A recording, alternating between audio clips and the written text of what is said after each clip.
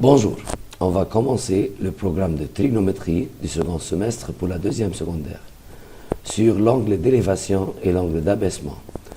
Une notion trigonométrique déjà étudiée en première secondaire, mais on va essayer ce qu'on a étudié au premier semestre de la loi de sinus et la loi de cosinus et l'appliquer dans l'angle d'élévation et l'abaissement. Alors pour comprendre et se rappeler un peu de ce qu'on a pris l'année précédente, si une personne est située au point A, c'est l'œil de l'observateur, normalement, la ligne de vue, c'est horizontal. Alors pour observer le corps situé au point B, il va faire un angle d'élévation. Le contraire, si cette personne est située au point A, l'observateur il est là, il va observer normalement, horizontalement, le point C. Pour observer le point B, il va faire un angle d'abaissement pour regarder le point B. Utilisant cette application-là, dans des exercices, on va essayer de voir qu'est-ce qui se passe exactement quand une personne est située, par exemple, sur le sol ici, au point A, et il va essayer de regarder ou observer le sommet d'une tour. Alors, considérons qu'il y en a une tour ici, et on va considérer que le point B, c'est le sommet du tour. La base est le point C. Cette personne, il observe le sommet d'une tour. Il a trouvé que l'angle d'élévation, voilà l'angle d'élévation, pour observer le point B, cet angle-là mesure 25 degrés.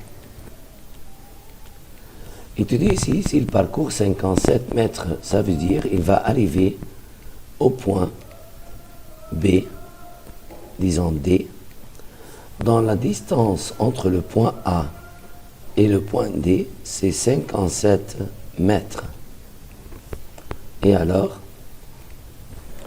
il a trouvé que l'angle d'élévation est devenu, pour observer toujours le sommet de la tour, au point B, il a trouvé que l'angle d'élévation est devenu 52 degrés et 30 minutes.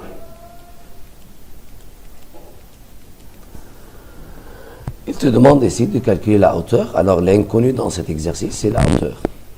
On a deux méthodes. Premièrement, soit utiliser le programme de la première secondaire dans le triangle rectangle BDC, rectangle en C, mais on a une seule notion ici, ou une seule hypothèse, c'est l'angle d'élévation et la hauteur. On a besoin de savoir au moins BD ou DC. Comment savoir BD ou DC? On peut utiliser la loi de sinus dans le triangle ADB. Alors, dans le triangle ADB,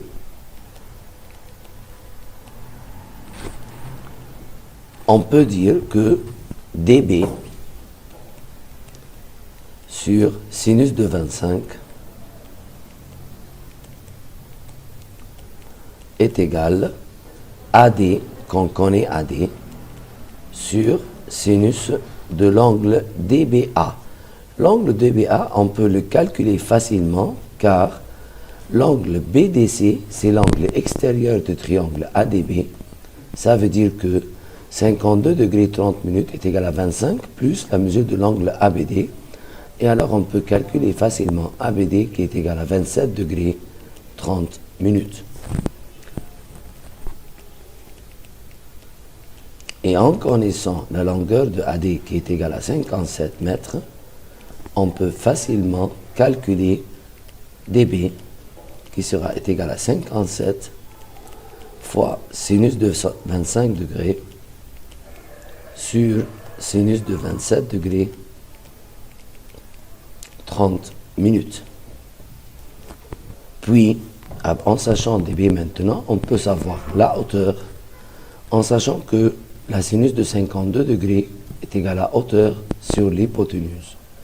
Et alors, hauteur, c'est égal à dB, la longueur déjà trouvée, fois sinus de 52 degrés 30 minutes. Et comme ça, on a trouvé la hauteur de la tour. Alors, essayons de voir cet exercice maintenant. Un tour de 100 mètres d'auteur est construite sur un rocher d'un point sur la terre, c'est le point D. On a mesuré les deux angles d'élévation du sommet et de la base de la tour. Alors, la personne située au point D, il a essayé d'observer le point A, il a fait un angle d'élévation de 76 degrés, et après, il a essayé d'observer la base du tour. Il a trouvé l'angle d'élévation est égal à 46 degrés. On veut trouver la hauteur du rocher. La hauteur du rocher, on va le noter, c'est la distance BC. C'est la hauteur du rocher.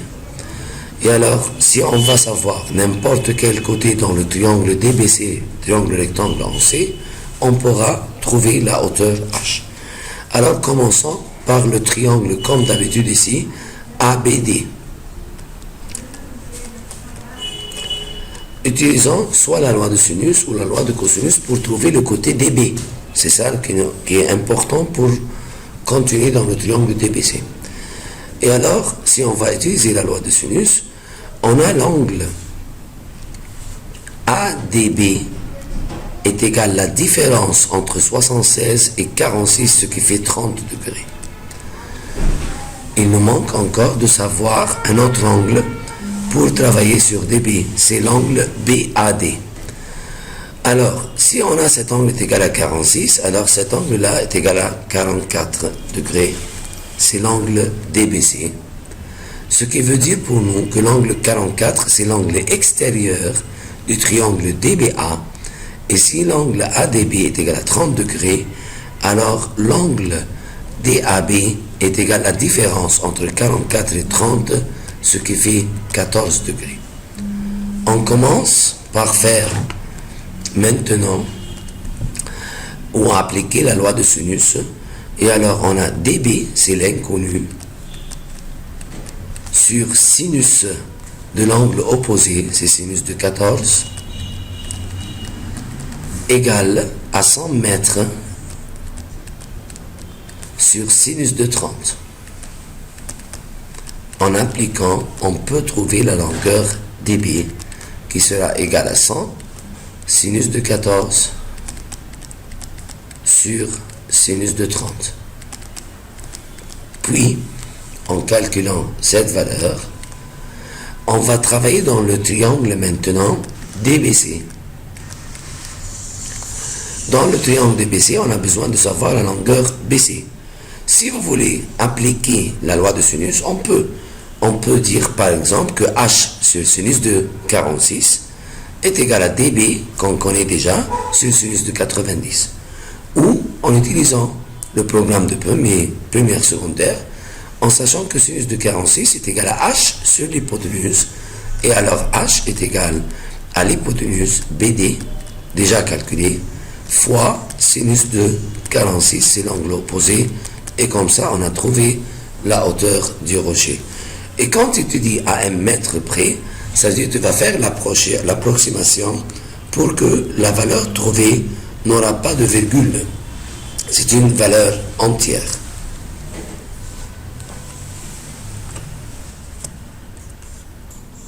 Un autre exemple, qu'on va essayer de le tracer premièrement, le plus important c'est d'essayer de bien comprendre l'énoncé de l'exercice.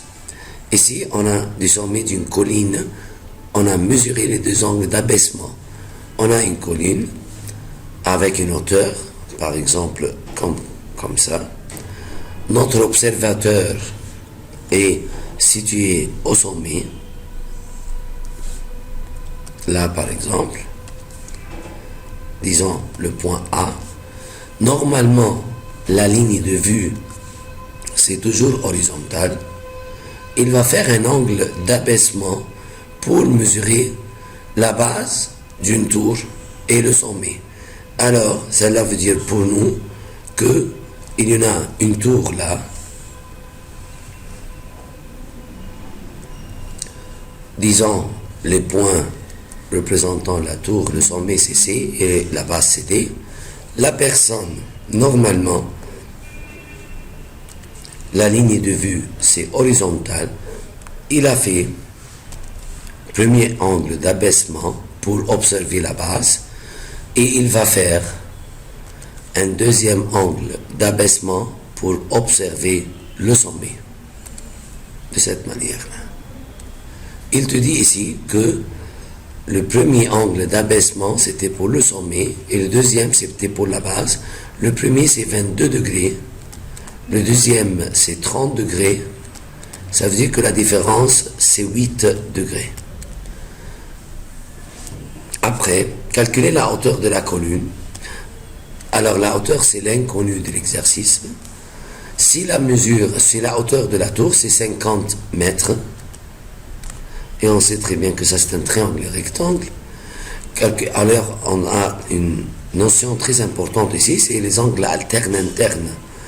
Puisque cet angle-là, l'angle d'abaissement est 30 degrés, alors cet angle-là est égal à encore 30 degrés, et on sait que l'angle opposé à l'angle 30 degrés, le côté opposé, à l'angle 30 degrés est égal à la moitié de l'hypoténuse.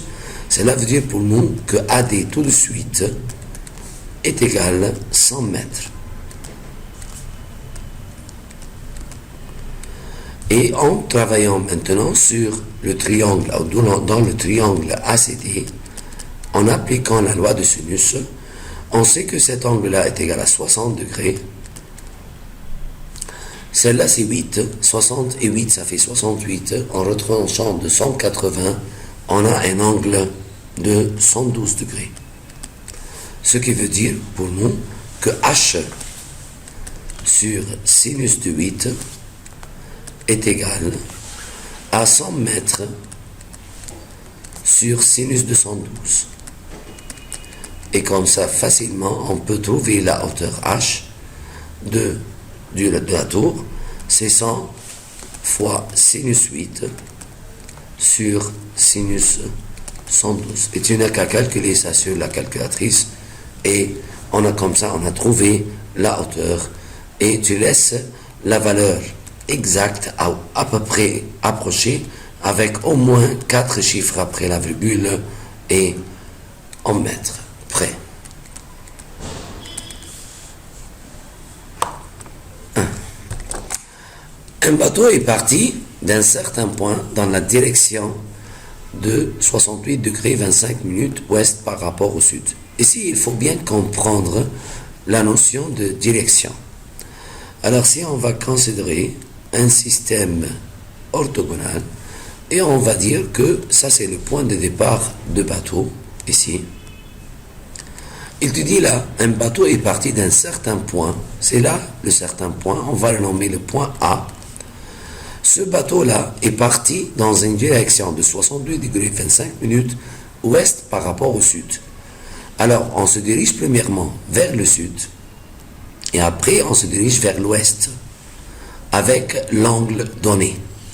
Alors, cela veut dire pour nous que cet angle-là mesure 68 degrés 25 minutes. Notre bateau, maintenant, est là, par exemple. Et elle est partie avec une vitesse de 15 km par heure. Au même moment, un autre bateau est parti du même point, c'est le point A, vers, alors on a une autre direction maintenant, de l'autre bateau, elle part avec un angle de 53 degrés 48 minutes, nord par rapport à l'est. Ça c'est l'est. Quand on va se diriger vers le nord, avec 45 degrés, c'est là à peu près. L'autre bateau maintenant est situé là, avec un angle de 53 degrés 48 minutes nord par rapport à l'est. Ça c'est l'est, ça c'est le nord, ça c'est l'ouest et ça c'est le sud. Alors, avec une vitesse de 8 km par heure, il te demande à la fin, trouver la distance qui sépare les deux bateaux. Alors, on veut la distance, ici ce point-là, on peut le nommer au lieu de B, on peut le nommer le point C. On veut la distance BC dans le triangle ABC. Mais on a besoin de savoir les angles à l'intérieur du triangle, parce qu'on a maintenant cet angle-là est égal à 68 degrés, cet angle est égal à 53 degrés, et on ne sait pas la distance à 15 km par heure, mais il a fait avec 3 heures. Alors comme ça, on sait le côté AB est égal à combien, le côté AC est égal à combien. Pour trouver le côté AB,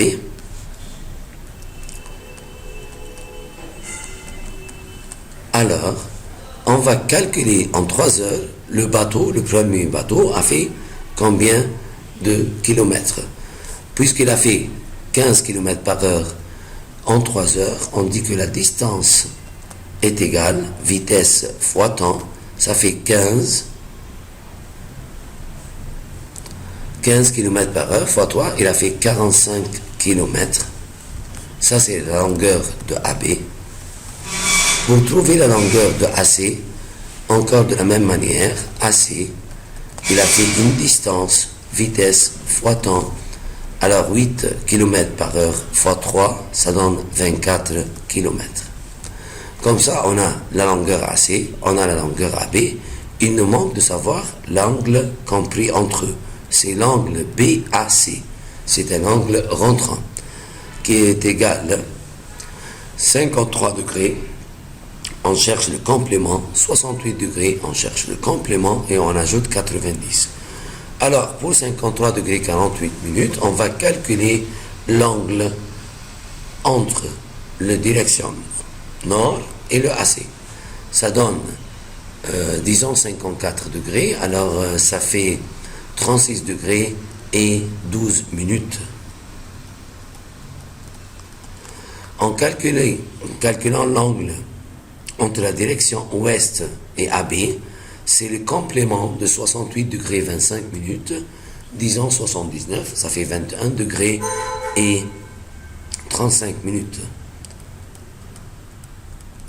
Comme ça, on peut calculer maintenant l'angle BAC, qui est égal 21 degrés 35 minutes, plus 90 degrés, plus 36 degrés, 12 minutes, c'est égal à 35 plus 12, ça fait 47 minutes, 36, 6 et 0 et 1, ça donne 7, 3, 9, 12 et 2, 14, 147 degrés, c'est un angle saillant, plus petit que 180, désolé. Et alors, on applique la loi de cosinus dans le triangle ABC pour trouver le côté BC. Et alors, BC au carré est égal BA au carré plus AC au carré moins 2BA fois AC fois cosinus de l'angle compris entre eux. C'est déjà trouvé, 147 degrés 47 minutes. Et comme ça, on a trouvé la distance qui sépare les deux bateaux en kilomètres. Tu n'as qu'à calculer ça sur la calculatrice.